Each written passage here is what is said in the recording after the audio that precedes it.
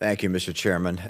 Mr. Secretary, it's good to see you and appreciate the extraordinary commitment that you have made over the last years to continue to foster American interests around the world. I'm sure we don't agree on all the topics, but your devotion to American interests is noteworthy and certainly something that I applaud.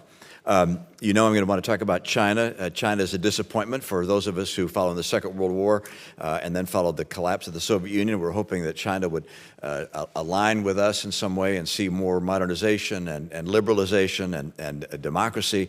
Unfortunately, it's taken a different turn. Its ambition is to lead the world, dominate the world militarily, economically, geopolitically. I just, on a piece of paper while we were here, I just wrote down some of the tactics that I see that they're employing in their grand strategy in no particular order. Monopolizing key industries, with TikTok being able to gather information about Americans, Confucius Institutes to be able to promote their policies in our campuses, inserting themselves through cyber systems in our critical infrastructure, buying ports around the world so that they can foster their naval commitments or naval ambition, putting in place graduate students in our universities, particularly in STEM subjects, to be able to steal technology, the 1,000 Scholars Program to do the same, inserting themselves into leadership positions in international organizations, purchasing farmland around our military installations, selling drones, Chinese drones to our police forces, spy cranes in the seaport we heard about more recently, monopolizing key raw materials around the world, stealing technology from our companies, spreading dissension in the U.S. and through the West. I mean, it's an extraordinary list, and it goes on and on and on. That is why the former chairman and I of this committee proposed and actually got signed into law a commitment to put together a group of people, Republican, Democrat, inside government, outside government, to develop a comprehensive strategy to deal with China's ambition. Part of this legislation said that by last July, the administration would be required to submit to Congress in a classified form and with an unclassified summary the results of this strategic development. Now, I've been offered the chance to review in camera what has been prepared. I've tried to schedule that, and that has not been responded to by the department.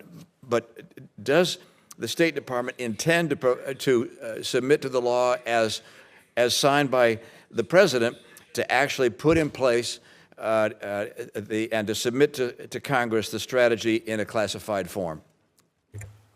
Senator, first of all, I agree wholeheartedly with the short litany of items that you listed in terms of what China is doing to try to pursue its military, economic, diplomatic preeminence or dominance in the world.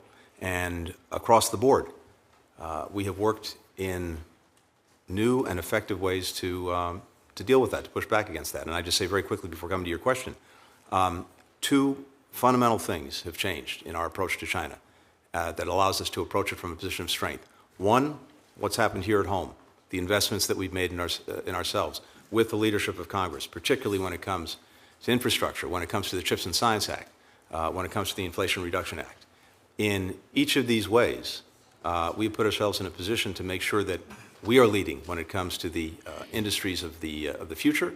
And what I see around the world is people taking note of those investments and wanting to partner with us. Second, we have aligned in ways that we have not before with key partners in Europe, in Asia, and beyond in the approach to China.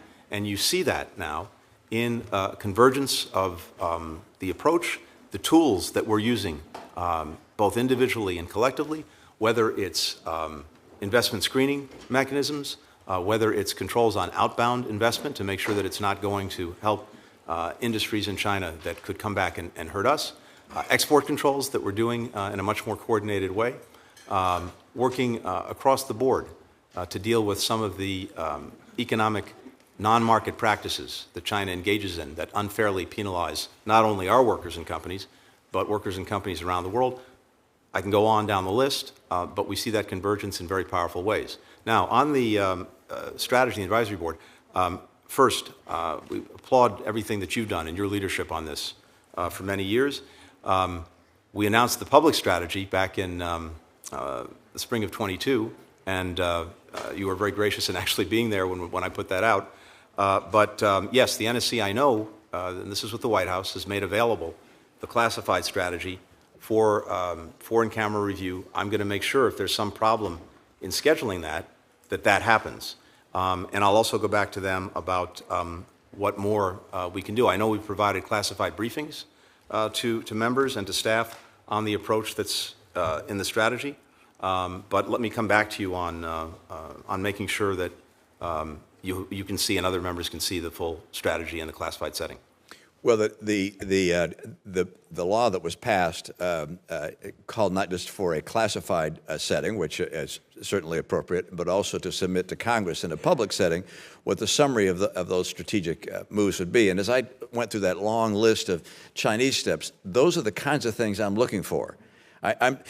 To say, look, our strategy is invest and align and compete sounds great. That may be an objective, but the tactical steps of what we're going to do country by country, industry by industry, port by port, spyware by spyware, et cetera, that's the kind of detail that really creates a comprehensive strategy that can be effective. And I guess I'm concerned that as we go potentially from one administration to the next, whether that's in 1 year or in 5 years, that we have a strategy that lasts.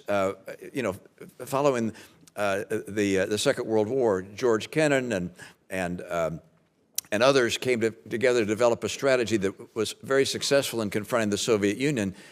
We're looking to do the same thing here, but we haven't seen anything of that nature yet. And in the law required that be submitted to Congress in a public setting, but also in a classified setting.